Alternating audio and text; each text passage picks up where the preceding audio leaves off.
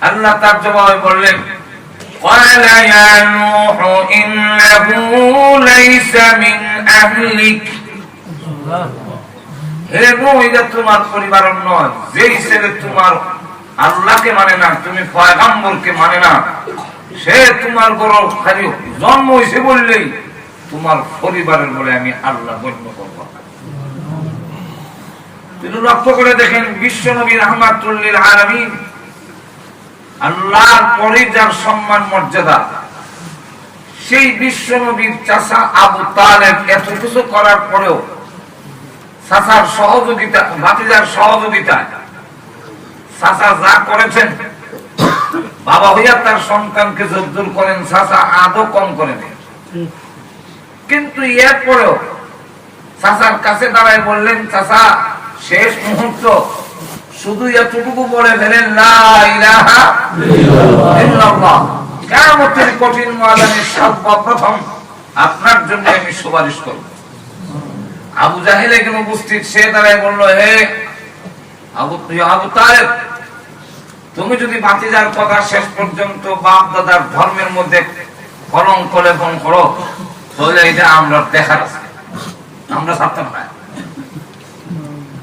এখন আবু তালিবের জবাব দেয় ভাতিজা তুমি কালিমা না বললে জাহান্নামের আগুনে জ্বলতে হবে আর আমার গোষ্ঠীর সর্দার মাতব্বরা বলে আমি নাকি তোমার ধর্ম গ্রহণ করলে বাপ দাদার ধর্মের কলঙ্ক হয় তাহলে ইখতারতুন নার মিনাল জান্নাতে পৌঁছতে পারি বেহেশতে যেতে পারি তবে হবে আমাদের ইহকালের জীবন সফল যদি জান্নাতে যেতে না পারি জাহান্নামে চলে যাই তাহলে আমাদের ইহকালের জীবন সম্পূর্ণ ক্ষতিগ্রস্ত জান্নাতে যাওয়ার জন্য মহান আল্লাহ রাব্বুল আলামিন কোরআন শরীফে বলে দিয়েছেন জান্নাত গিয়ে পৌঁছতে হলে তার রাহবর তার পথ প্রদর্শক তার রাস্তা দেখানোর মতো রাহবর থাকতে হবে জান্নাতের পথ কেউ আকল দিয়ে চেনা সম্ভব না যে খুব বুদ্ধিমান জান্নাতের পথ চিনে নেবে শিক্ষাগত যোগ্যতার মাধ্যমে জান্নাতের পথ চেনা সম্ভব না টাকা পয়সার বিনিময়ে জান্নাত পাওয়া সম্ভব নয় জান্নাত পাওয়ার জন্য জান্নাতে পৌঁছার জন্য রাহবরের দরকার আল্লাহ পাক কোরআনে জানাই দিয়েছেন যে আমার পক্ষ থেকে জান্নাতে যাওয়ার জন্য রাহবর পাঠানো সেই রাহবর হলো দুইটা একটা রাহবরের নাম হলো কালামুল্লাহ আল্লাহর কোরআন কিতাব আরেক রাহবরের নাম হলো নবী রাসূল এই দুই রাহবর আমাদেরকে জান্নাতের পথ দেখাবে আল্লাহ রাব্বুল আলামিন যে বলছেন এই আয়াতের মধ্যে فَإِمَّا يَأْتِيَنَّكُم مِّنِّي هُدًى فَمَن تَبِعَ هُدَايَ فَلَا خَوْفٌ عَلَيْهِمْ وَلَا هُمْ يَحْزَنُونَ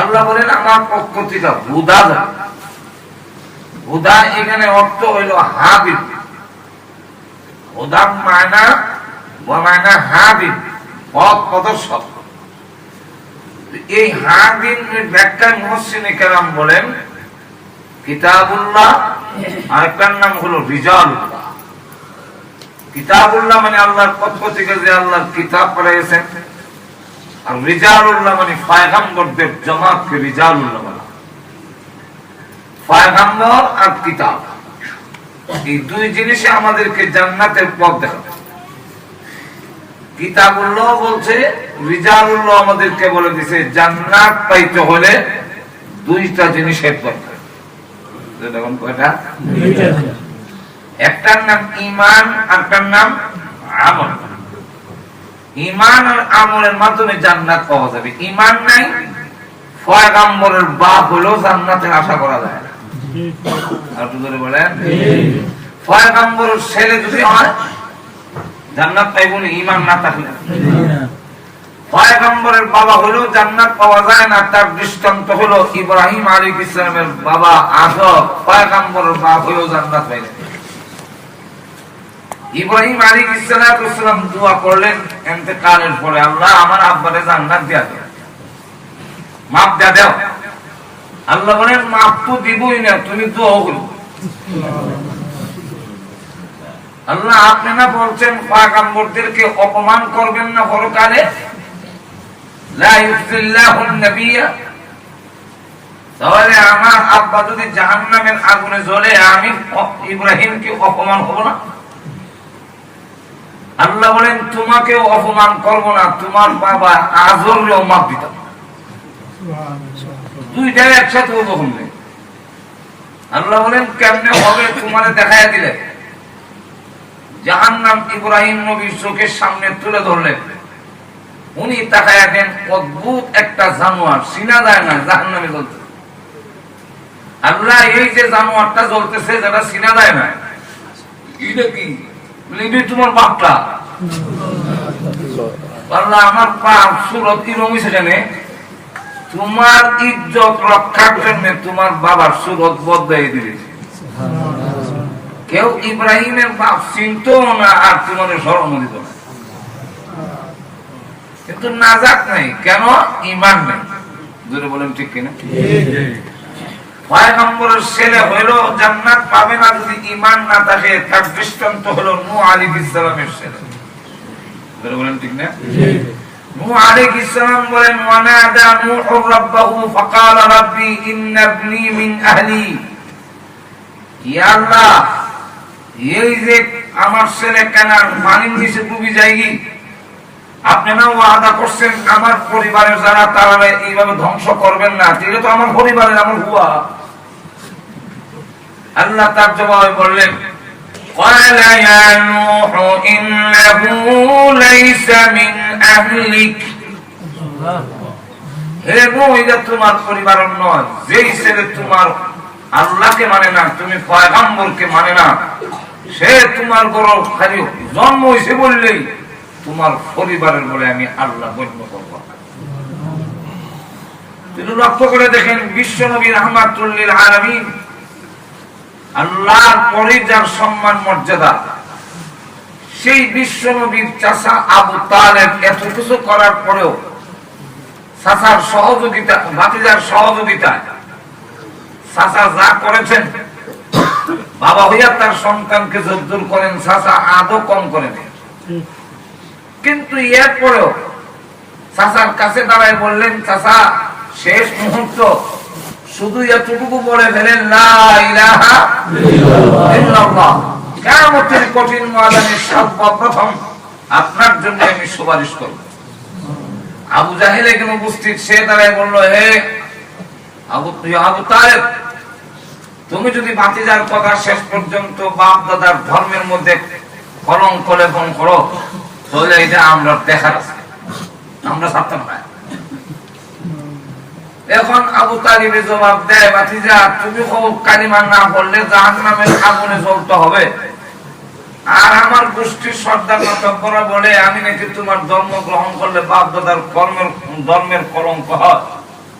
তাহলে ইখতারতুন নার মিনাল আগ, দুনিয়ার সরমের চাইতে আমি জাহান্নামের আগুন লই পছন্দ করলাম। রাসূল গিয়ে ঘরে বসে কান্না শুরু করলেন, আল্লাহ পারলাম না চাচাকে জাহান্নামের আগুন থেকে রক্ষা করতে। আল্লাহ আয়াত নাযিল করে বলেন, ফালা আল্লাকা বাখিউন নাফসাকা আলা আথারিহিম ইন লাম ইউমিনু বিহাযাল হাদীসি আসাওয়া। ওরা কেন ঈমান আনলো না, আবু তালিব কেন ঈমান আনলো না? এই কারণে কি আপনার জান হালাক করে দিবেন, ধ্বংস করে দিবেন? হেদায়েত তো আপনার হাতে নয়, হেদায়েত হলো আমি আল্লাহর হাতে। আল্লাহ রাব্বুল আলামিন আয়াত নাযিল করে বলেন, ইন্নাকা লা তাহদি মান আহবাবতা ওয়ালাকিন্নাল্লাহা ইয়াহদি মান ইয়াশা ওয়া হুয়া আ'লামু বিল মুহতাদিন।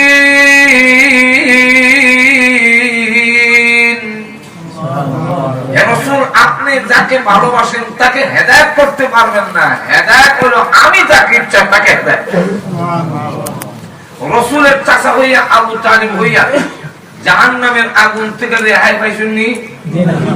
আর একটু জোরে বলে। বুখারী এবং মুসলিম শরীফের মধ্যে উল্লেখ করা হয়েছে যে রাসূল বলেন আমার চাচা আবু তালিবকে দুইটা আগুনের জুতা পরিধান করে দেওয়া হয়েছে, সারা শরীর বালা, পায়ের মধ্যে দুইটা আগুনের জুতা। এই দুই জুতার গরমে সমস্ত শরীর হিট হইয়া গরম হইয়া মাথার মগজ বাতের মানের মতো গড়িয়া গড়ে পড়ে। আবু তালিব ওনার ধারণা হইল আমার চাইতে আর বড় আযাব মনে হয় আর কেউ হইতাছে না। আল্লাহ রাসূল বলেন জাহান্নামের আযাবের মধ্যে এর চাইতে কম আযাব আর কারো নাই। জাহান্নামের আগুন থেকে রেহাই পাইলেন না কেন? না পাওয়ার মূল কারণ হলো ঈমান নাই। বলে বলেন ঠিক। এখন রাসূল করিম সাল্লাল্লাহু আলাইহি ওয়াসাল্লাম সম্পর্কে মিশকাত শরীফে এক হাদিস উল্লেখ করেছেন, আবু হুরায়রা রাদিয়াল্লাহু আনহু থেকে বর্ণিত। রাসূল তো সব সময় সাহাবায়ে কেরামের নজরদারিতে থাকতেন, কারণ আল্লাহ রাসূল সাল্লাল্লাহু আলাইহি ওয়াসাল্লামের প্রতি ঈমান আনার পরে উম্মতের জন্য দুইটা দায়িত্ব এসে যায়। একটা হলো রাসূলকে নিজের প্রাণের চাইতেও বেশি মহব্বত করা। মহব্বত যেখানে থাকে অনুসরণ সেখানে থাকে। মহব্বতের অনুসরণের জন্য পূর্ব শর্ত হইল মহব্বত থাকতে হবে। ভালোবাসা নাই, অনুসরণ নাই। ভালোবাসা যেখানে আছে অনুসরণ সেখানে আছে। ভালোবাসা আছে অনুসরণ নাই, এটার নাম ভালোবাসা না, এটার নাম দুঃখা।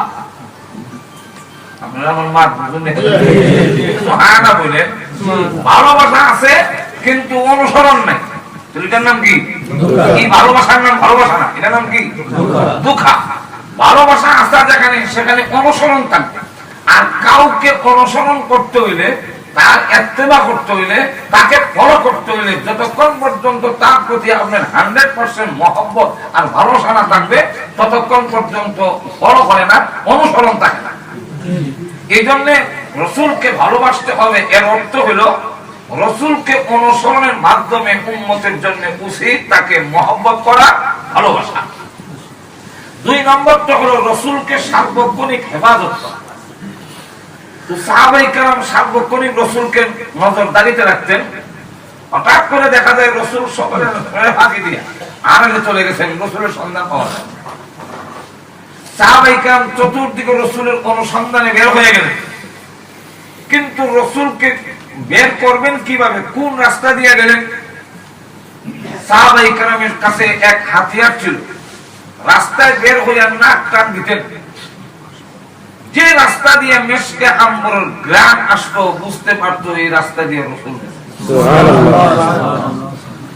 আবু হুরায়রা রাদিয়াল্লাহু আনহু বলেন রাস্তায় বের হয়ে আমি যখন নাক টান দিলাম আমার নাকের মধ্যে জান্নাতের সুঘ্রাণ, বিশ্ব নবীর গায়ের ঘ্রাণ আমার নাকে লাগতেছে। আমি ওই সুঘ্রাণকে ফলো করে করে একটি বাগানের কাছে গেলাম, যে বাগানের চতুর্দিকে পাথর দিয়ে ঘেরাও করা, কিন্তু আমার কাছে মনে হচ্ছে এই বাগানের ভিতর থেকে আল্লাহর নবীর শরীরের ঘ্রাণ আসতেছে। ঢুকার কোন রাস্তা পাই না। শেষ পর্যন্ত একটি ছিদ্র পেলাম। ওই ছিদ্র দিয়ে এমন ভাবে বাগানের ভিতরে ঢুকলাম যেইভাবে একটা শিয়াল গর্তের ভিতরে ঢুকার সময় তার পাগুলো ভেঙে ঢুকে। আমি আবু হুরায়রা ওইভাবে গর্ত দিয়ে বাগানের ভিতরে ঢুকলাম। ঢুকে গিয়ে দেখে আল্লাহর নবী বাগানের ভিতরে আল্লাহুম্মা উম্মতি আল্লাহুম্মা উম্মতি বলে কাঁদতেছেন। আমি গিয়ে বললাম ইয়া রাসূলুল্লাহ ইয়া হাবিবাল্লাহ, মদিনার মধ্যে কান্নার রোল পড়ে গেছে। আর যদি দেরি করেন মদিনার লোকেরা নারী পুরুষ সব রাস্তায় বের হয়ে পড়বে। তখন নবীজি মেহেরবানি করে আপনি বাগান থেকে বের হয়ে চলে আসুন। আল্লাহর নবী বলেন ও আবু হুরায়রা, আমি আল্লাহর কাছে কাঁদতেছিলাম, আল্লাহ আমার সকল উম্মতকে জান্নাত দাও, জাহান্নামের আগুন থেকে মাফ দিয়ে দাও। আল্লাহ রাব্বুল আলামিন বলেন ও নবীজি, আপনার উম্মত বলতে সব তো আপনার উম্মত। আপনার উম্মত দুই ভাগে বিভক্ত। একদল উম্মতে দাওয়াত বলা হয়, আরেক দল উম্মত হলো উম্মতে ইজাবত। রাসূলের দাওয়াত একদল গ্রহণ করেছেন, আরেকদল উম্মত নবীজির দাওয়াত গ্রহণ করে নাই। একদল উম্মত নবীকে মানে, আরেকদল উম্মত নবীকে মানে না। মানুষ আর না মানুষ, সারা বিশ্বের সকল মানুষের নবী হলেন মুহাম্মদুর রাসূলুল্লাহ সাল্লাল্লাহু আলাইহি ওয়াসাল্লাম। নাস্তিকরা যদিও আল্লাহকে মানে না, কিন্তু সকলের আল্লাহ তো আল্লাহই। জোরে বলেন ঠিক। মানুষ আর না মানুষ, সকলের রব্বুল আলামিন যেমন আল্লাহ, ঠিক তেমনি ভাবে মানুষ আর না মানুষ, সারা বিশ্বের সকল মানব গোষ্ঠীর একমাত্র নবী হলেন মুহাম্মদুর রাসূলুল্লাহ সাল্লাল্লাহু আলাইহি ওয়াসাল্লাম। নবী, আপনি যে বলতেছেন আল্লাহর কাছে, আল্লাহ আমার সব উম্মতকে জান্নাত দিয়ে দাও, জাহান্নামের আগুন থেকে মাফ দিয়ে দাও, এইভাবে আমি আল্লাহ দরখাস্ত আপনার কবুল করব না। আপনার দরখাস্ত শর্তের সাথে আমি আল্লাহ কবুল করে নিলাম। আপনার উম্মতের মধ্যে যারা ঈমান আনবে, যারা পড়ে নিবে লা ইলাহা ইল্লাল্লাহ মুহাম্মাদুর রাসূলুল্লাহ, এই কালিমা যারা পড়বে আমি আল্লাহ তাকে জান্নাত দেব, ওয়াদায় আবদ্ধ হইলাম। তাই আল্লাহর নবী বলেন, ও আবু হুরায়রা, আল্লাহ রাব্বুল আলামিন আমার দরখাস্ত কবুল করেছেন, মঞ্জুর করেছেন শর্তের সাথে। আমি এই বাগানের ভিতর থেকে বের হব না, বরং তুমি আমার কাছ থেকে যাও, রাস্তার গলিতে গলিতে যাকে পাবে এই দাওয়াত পৌঁছায়া দাও। মান ক্বালা লা ইলাহা ইল্লাল্লাহ দাখালাল জান্নাহ, যে ব্যক্তি লা ইলাহা ইল্লাল্লাহ পড়বে আল্লাহ তাকে জান্নাত দিবেন। তবে জান্নাতের জন্য শর্ত হলো লা ইলাহা ইল্লাল্লাহ মুহাম্মাদুর রাসূলুল্লাহ, এই কালিমার বিশ্বাস আর ঈমান থাকতে হবে। যদি ঈমান না থাকে তাহলে তো আপনি জান্নাত পাচ্ছেন না। তাহলে এখন লক্ষ্য করে দেখেন, আমরা জান্নাত পাইতে হলে ঈমান লাগবে। যারা বলেন কি লাগবে? ঈমান। সুতরাং এই ঈমানটা নষ্ট করতে পারলে আমাদের পরকালের সবগুলো বরবাদ হয়ে গেল। সুতরাং এই ঈমান, যে ঈমান দিয়ে জান্নাত আপনি লাভ করবেন অনন্তকালের জন্য, শুধু ঈমানের বিনিময় যত বড় পাপিষ্ঠ হোক, যত বড় গুনাহগারী হোক, শাস্তি ভোগ করার পরেও একদিন না একদিন জান্নাতে যাবে। আর ওই জান্নাতে যাওয়ার সময় যদি তার সামান্য ঈমান, সরিষার দানা পরিমাণ ঈমানও থাকে, তাহলে আল্লাহর রাসূল বলেন সেই লোকটাকে এই পৃথিবীর 10টা পৃথিবীর সমান একটা জান্নাত তাকে পুরস্কার দেওয়া হবে। সুবহানাল্লাহ। আর বড় জান্নাত, অনেক বড় জান্নাত, সেই জান্নাত যে কত বড়, বড়টা জান্নাতুল ফেরদাউস কত বড়, তার কোনো ব্যাখ্যা পাওয়া যায় না। শুধু আবু হুরায়রা একদিন জিবরাইল আলাইহিস সালাম রাসূলের সামনে এসে জান্নাতুল ফেরদাউসের একটা ব্যাখ্যা দিয়েছেন এইভাবে, ইয়া রাসূলুল্লাহ, আমাকে আল্লাহ রাব্বুল আলামিন বলেছিলেন জান্নাতুল ফেরদাউসে যাওয়ার জন্য, ভ্রমণ করার জন্য। আমি ভ্রমণ করতে গিয়েছিলাম, ইয়া রাসূলুল্লাহ, জান্নাতুল ফেরদাউসের ভিতরে যখন ভ্রমণ করতে গেলাম, তো সেখানে গিয়ে একটা ময়দান, একটি মাঠ পাইলাম।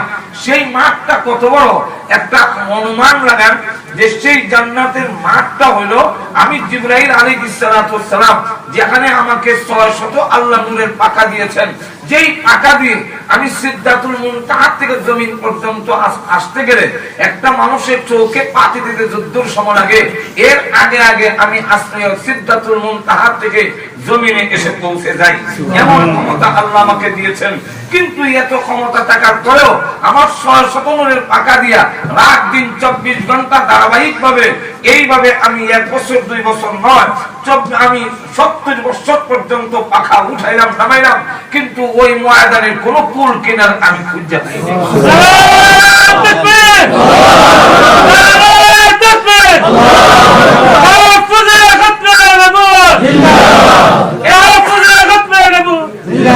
এখন লক্ষ্য করে দেখেন, এই পরিস্থিতিতে এত বড় জান্নাত আপনি লাভ করবেন, এটা আপনি নিরাপদে থাকবেন, এটা হতে পারে না। লক্ষ্য করে দেখেন, আপনার কাছে এমন একটি ডায়মন্ড যদি থাকে যে আপনি ইংল্যান্ড এই পাথর দিয়ে কিনতে পারবেন, এই পাথরের এত দাম, এবার বলেন তো দেখি, এই পাথরটা আপনি কি নিয়ে নিরাপদে থাকতে পারবেন? বলেন ঘরের ভিতরে, ঘরের ভিতরে নিরাপদে থাকা কি সম্ভব? এমন সম্ভাবনা আছে কিনা আপনার বউ খাইতে মেরে যাবো হইলা ভাত তুলে এলাম, সম্ভাবনা আছে না? এই বড় দামি ভাত যদি আমার কাছে থাকে, তাই না থাকলে কিনা কত জামাই হাইবো আসে। আমার সন্তান আমাকে জবাই করার মতো সম্ভাবনা আছে, আছে না? ঘটনা ঘটতেছে বাংলাদেশে, আপনারা খবর জানি না? বাংলাদেশে এমন ঘটনা ঘটছে, জামাই সারা বছর রুজি হইয়া 50 লাখ টাকা বোর একান্তে জমাইছে, আর বউ যাওয়ার পরে, জামাই দেশে যাওয়ার পরে এই বউ কয়েকজন মানুষ জামাই হইয়া 50 লাখ টাকা বুঝে গেছে। সন্তান তার বাবাকে জড়ো করে ফেলে, এমন ঘটনা নাই? বলে যেই পাথর দিয়ে আপনি ইংল্যান্ড কিনতে পারবেন, এই পাথরটা নিয়ে ঘরে থাকাও নিরাপদ নয়, বাইরে গেলেও আপনার উপরে প্রচন্ড হামলা আসবে।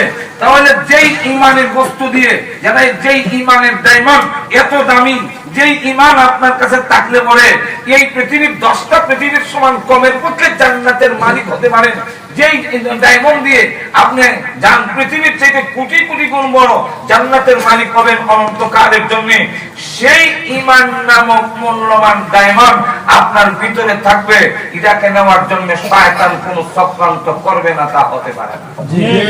আর কোথায় বলে এই কারণেই আজকে আমাদের ইমান আমল ধ্বংস করার জন্য বিভিন্ন ভাবে মিস্টার ইবলিস এবং তার দূষণরা বিভিন্ন ভাবে আমাদের এই ইমানটাকে যাতে নষ্ট করে দিতে পারে, এর জন্য বরং গভীরে ইমান এটাই মেনে নেওয়া যায় না। এটাও শয়তান এবং শয়তানের দূষণরা দেখেছে।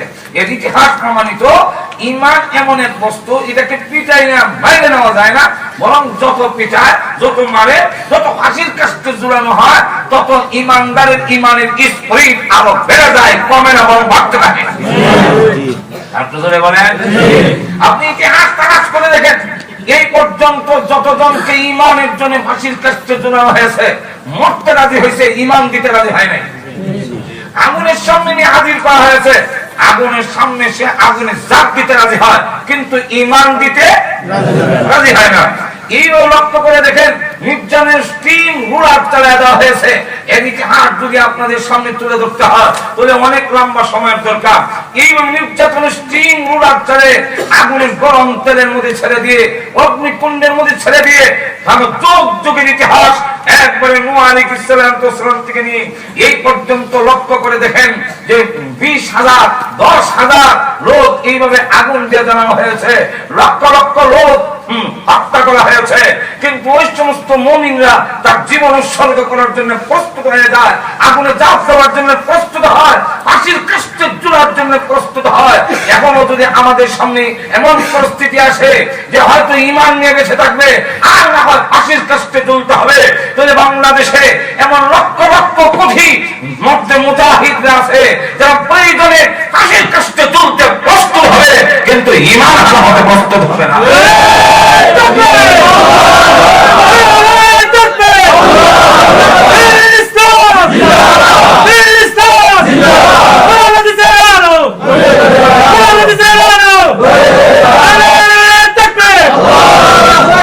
এই কারণে মিস্টার ইবলিস এবং তার দূষণরা, এটার মূল হুতা হইল, মূল প্রতিষ্ঠান নাম হলো মিস্টার ইবলিস।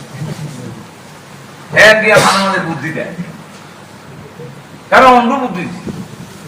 এই মানে তুই যে খুদা দাবি করস, তোর নবী কবি, নবী তো নাই, নবী ছাড়া তুই কে খুদা? তোর নবী হামু দেখ আমার সহে যাবে। মিস্টার ইমাম গাজ্জালী রাহমাতুল্লাহ আলাইহি কিতাবে লেখেন, মিস্টার ইবলিস তখন ফেরাউন কয়, এই বুদ্ধি যখন তোমার মাথা দিয়েছে, এতে বোঝা যায় তুমি বুদ্ধিজীবী, তুমি নবী। ফেরাউন এর খুদা, মিস্টার ইবলিস এর নবী।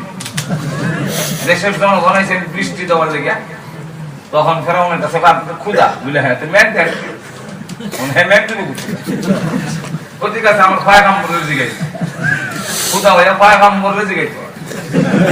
তখন যাই হোক, শয়তানকে যখন জিজ্ঞাসা, শয়তান হয়তো কোনো ব্যবহার হয় না, এটা আমার করে ছেড়ে দেন। পয়গাম্বর দিয়ে আমি খুদার ঠিক আরো শক্তিশালী করছে কি, শয়তান তার অনুসারী এবং তার বংশের যা আছে সব হয়েছে এলাকার উপর চাকে মুখটা দিত। শয়তানের মুখ সাথে মুখ ছোটে বৃষ্টি হইতে, সকালে ঘুম থেকে কইটা দেখে যে দুর্গন্ধ, যত রৌদ্র উঠে অত গন্ধ আরো বাড়ে।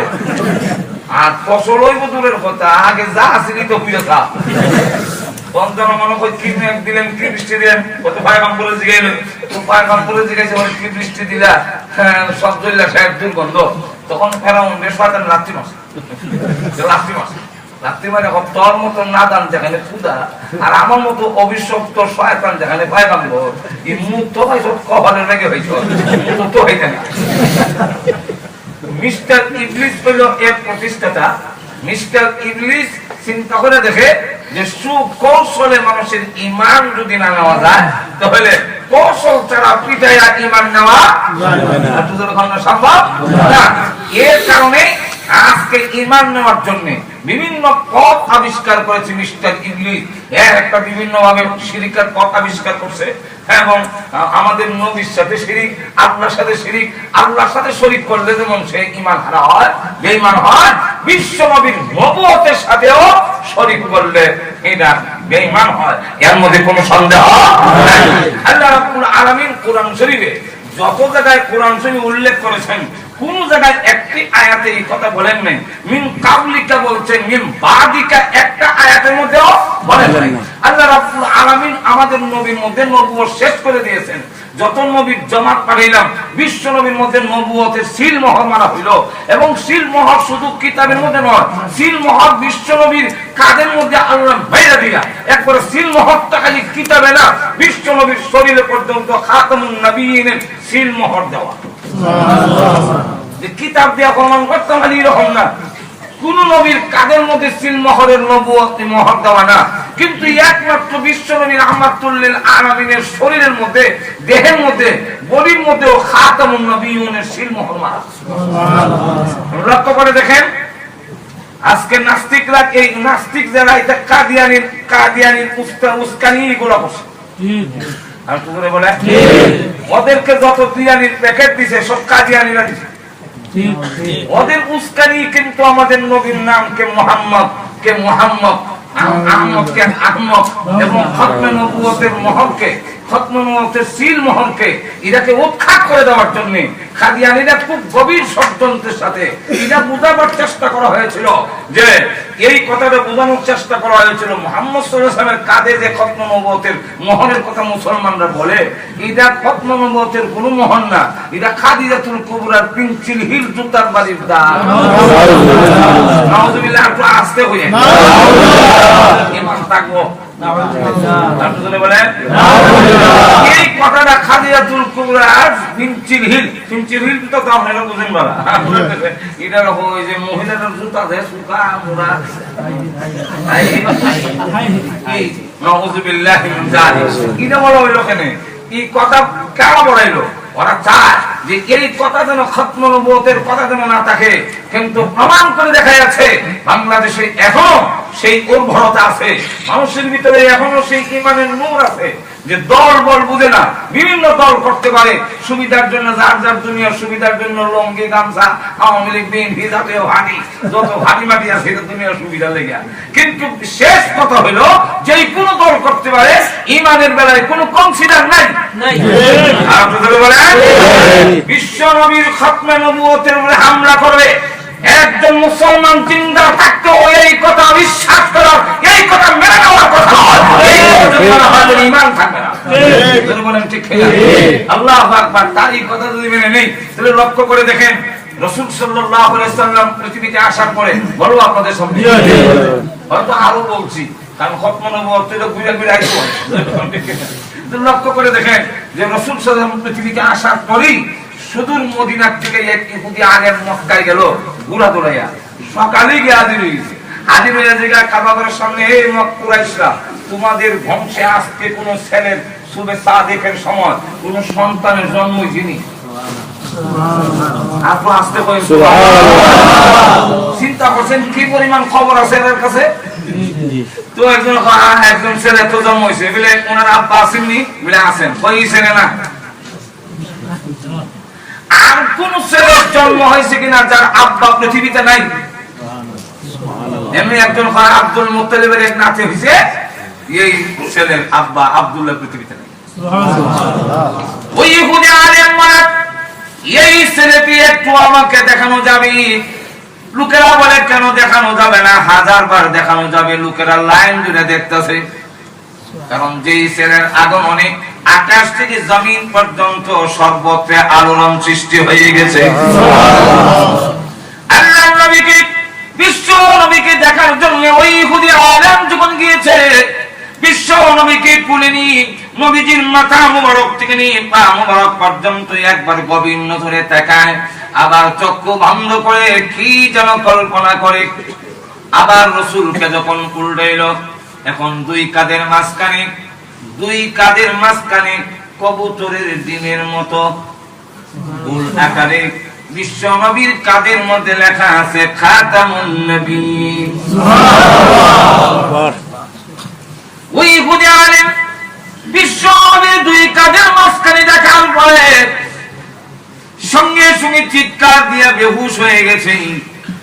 হুশ আসার পরে জিজ্ঞাসা করা হলো, আপনি অজ্ঞান হলেন কেন? তখন ডাক দিয়া কয়, রে কুরাইশেরা, এই ছেলেই বিশ্ব নবী হবে। কুরাইশরা জিজ্ঞাসা করে, উনি বিশ্ব নবী হবে আপনি কি করে বললেন? ইহুদি আলেম বলে যে এই বিশ্ব নবী যে শেষ নবী, উনি যে বিশ্ব নবী হবেন, এই বুঝার কারণ হলো তোমরা কি লক্ষ্য করো নাই আমি একবার এই ছেলের মাথা থেকে পা পর্যন্ত গভীর মনোযোগ দিয়া দেখি, আবার চক্ষু বন্ধ করি নাই? বলে হ্যাঁ, তা তো দেখেছি, কিন্তু কেন করেন তা তো জানি না। ওই ইহুদি আলেম বলে, আমি একবার এই ছেলের মাথা থেকে নিয়ে পা পর্যন্ত তাকাই আর চক্ষু বন্ধ করে তাওরাত ইনজিলের দিকে লক্ষ্য করে দেখি, আখির নবী বিশ্ব নবী মুহাম্মদুর রাসূলুল্লাহ সাল্লাল্লাহু আলাইহি ওয়াসাল্লামের যে আকৃতি আমাদের কিতাবে দেওয়া আছে, সকল আকৃতি এই ছেলের গায়ে দেখা যায়। আল্লাহু তাকবীর, আল্লাহু তাকবীর, তাওফুজে খতমে নবুওয়াত জিন্দাবাদ, তাওফুজে খতমে নবুওয়াত জিন্দাবাদ। ভাইরা আমার লক্ষ্য করে দেখেন, ওই ইহুদি আলেম বলে, এরপরে আমি যখন ওনাকে উল্টাইলাম, ওনার দুই কাঁধের মাঝখানে খতমে নবুওয়াতের সিল মোহর দেখেছি, যা তাওরাত কিতাবের মধ্যে উল্লেখ আছে। তাওরাত কিতাবের মধ্যে লেখা আছে বিশ্ব নবী শেষ নবী যিনি হবেন, ওনার দুই কাঁধের মাঝখানে মোহরে নবুওয়াতের সিল মোহর থাকবে।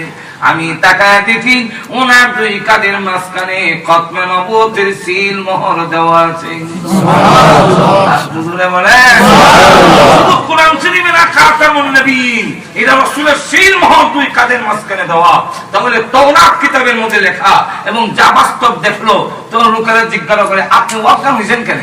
উনি বিশ্ব নবী হবে বললাম, আপনি অজ্ঞান হয়েছেন কেন?